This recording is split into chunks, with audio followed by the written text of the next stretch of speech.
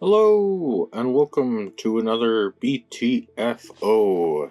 Today we're going to be talking about Send Help and Iron Lung. So we'll start with Send Help. This is a new Sam Raimi movie. It's all about Rachel McAdams and her boss get stuck on an island. And if you've seen anything where people get stuck on an island before, you've basically seen this movie.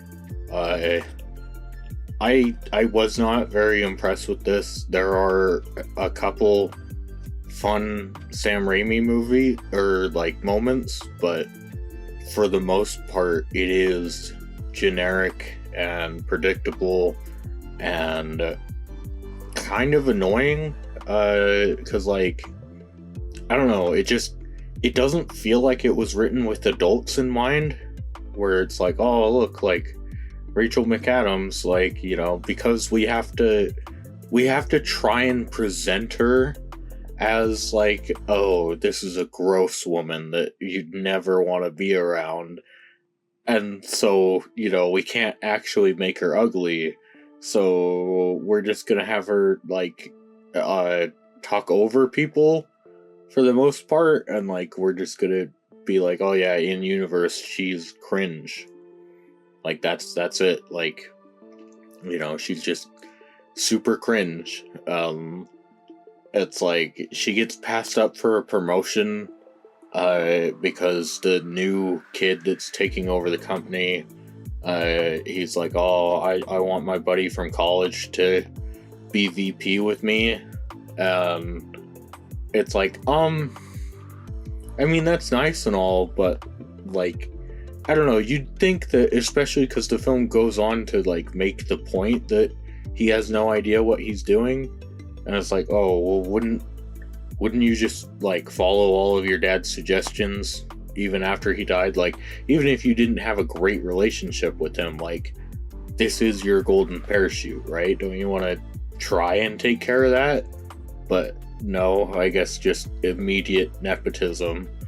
And it's like, okay, I mean, that can happen, but it's so cartoonish and over the top, but not really in a funny way. Just sort of in a oh, I understand.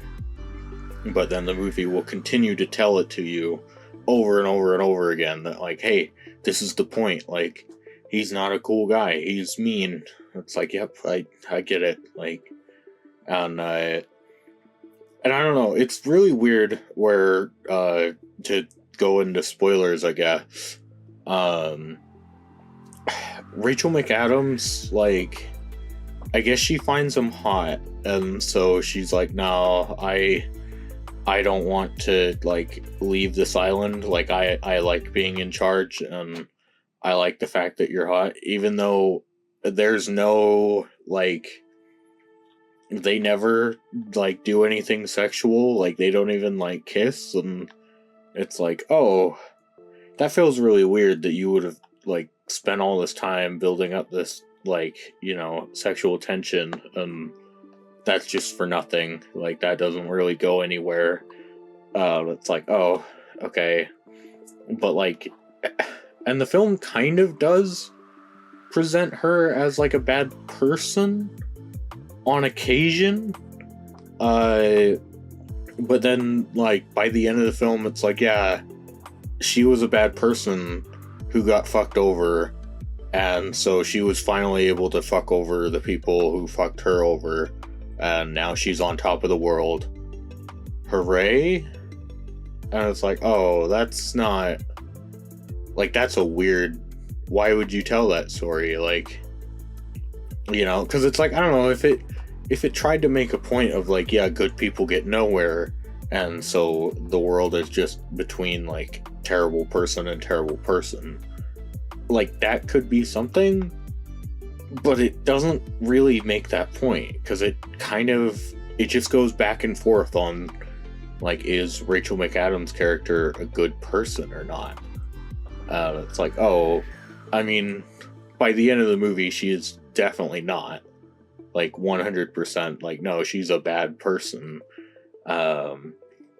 And it feels a little weird too, where because like the film almost gets confused on what character attributes it wants to like have each character have, where like the CEO guy, when we first meet him, like within 2 minutes of meeting him, which is so weird because it's like the set design, like it's a glass office that he has, but he's like interviewing this hot lady, and he's like, oh hey, like, are you willing to go above and beyond? Like, how above and beyond are you willing to go? And it's like, dude, are you gonna like, you're not gonna have her suck your cock in this glass office, are you? Like, what the fuck? Like,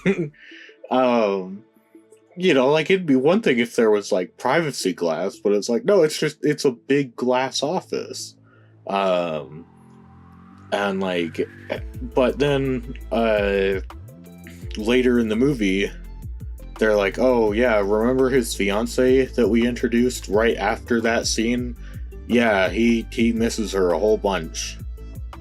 And it's like, oh, so we can't even play the angle of like, nah, I don't really care about my fiance. Like, that was more of just like they want to see a married man at the top, like, type thing.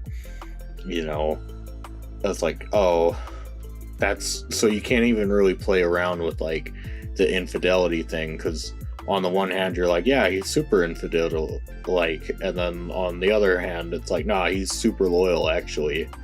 It's like, oh, okay. And then it's like, yeah, what was his worst crime? Well, he was mean. He was a bit rude. I was like, I think Rachel McAdams' character is a lot worse. Like, she murders several people throughout the course of the movie. Like, I don't know. So yeah, I would not recommend Send Help.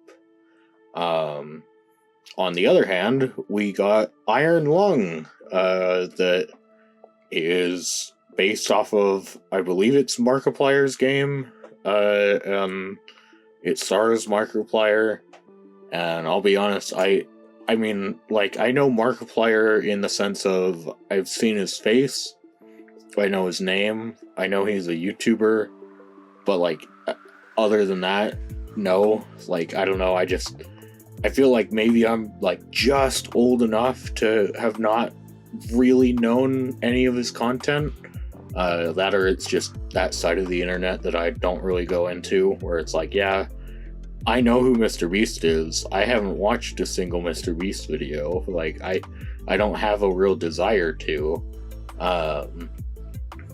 but, yeah, so Iron Lung is not good either.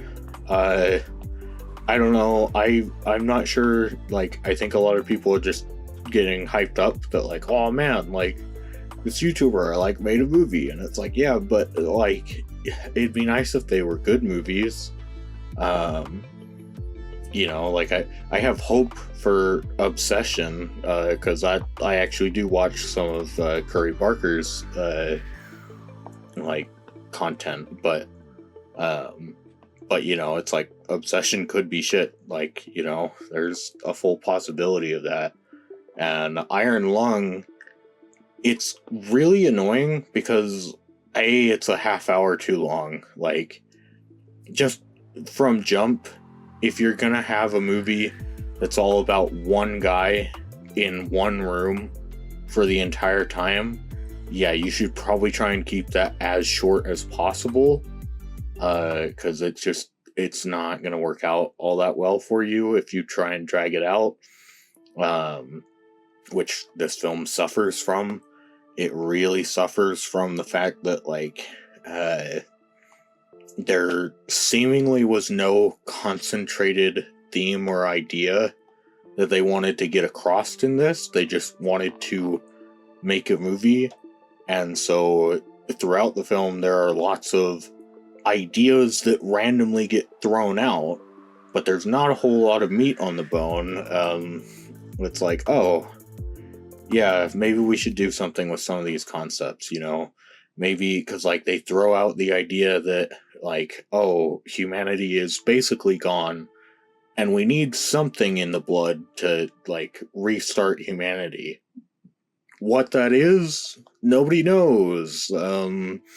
Like, how that possibly would, like, you know, how we would possibly find anything in the blood that would, like, restart humanity. It's like, yeah, we're not going to explain that. We're just going to state that that is the case. It's like, oh, that's really hard for me to get behind as an audience member. This just vague idea that, well, yeah, guys, if you just send a submarine down, you know, maybe the creature that survives in the blood, maybe that has something that will preserve humanity. Even though it's like, guys, if we're, like, you know, if we're spacefaring, and at least according to what they said, like, most of our, like, spaceships and stuff just straight up disappeared. It's like, yeah, we probably are fucked at that point. Like, if we can't find, you know, if we're not actually, like, terraforming planets at this point, if we're just in spaceships and we can't go back to Earth, then, like, yeah, we're probably fucked at that point. The end. And, like, on occasion the film will be like, hey, like, that's what the Eden group, like, they're super cynical and they believe that, like, humanity should just die out. And then this other group that Markiplier is working for, they're, like, the super optimists, and they're like, nah, we can restart humanity. And it's like, okay, yeah, sorry, but, like, I think you need to take more of a stance than just, wow, I hate having to choose between optimism and pessimism. It's like, okay, cool, bro. Like, and, like, they vaguely throw out near the end of the film, like, that Markiplier's character is known as the Butcher, that I guess he's killed a shit ton of people, and so, like, oh, like, he's got blood on his hands, and, like, isn't that, like, you know, isn't that a cool metaphor with, like, he's in a sea of blood? And it's like, yeah, I guess that could be cool. It would be nice if we did something with that rather than just introducing that right at the end. You know, like, maybe in that big dream sequence, like, maybe we could actually show him killing people. You know, maybe that could be something on his conscience rather than just all this information that he will then regurgitate after the dream sequence is over. And, like, sorry, but I get really irritated because of how many movies feel the need to, oh, I need to have something crazy happen, so let's have a big dream sequence. You know, nothing will actually matter from it. Like, there will be no consequences from this dream sequence. It's not like this is really telling us anything about the characters, but we can just have a bunch of crazy shit happen, and it doesn't have to make sense, because it's all a dream. I was like, man, that's lame, though. Like, I don't want to watch that, you know? It's a lot like people telling you about their dreams. It's like, yeah, man, I don't really care. Like, you know, it's like, yeah, I get that had an impact on you, but, like, it wasn't real. None of that shit was real. So, like, let's not dwell on it.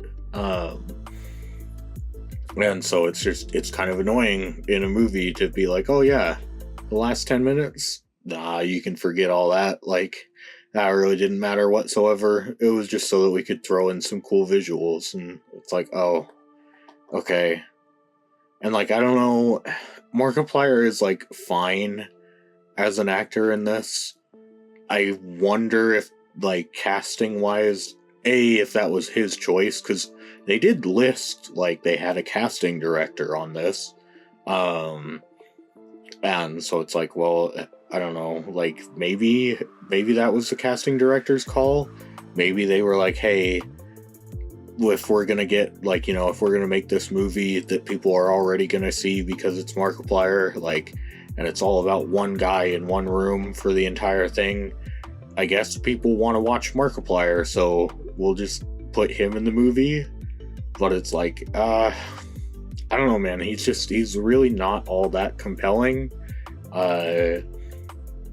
Like, it's kind of annoying, where, like, a lot of his dialogue is just sort of repeating shit that we already know, where he's like, oh, like, I'm gonna go over here, or oh, I need to take a photo, or oh, like, ah, damn it, like, I drank all the water. It's like, yeah, I can see that. You've shown us that. Like, can we not, like, I don't think he needs to verbalize that. Like, but it's like, I don't know, it gets quite annoying to watch.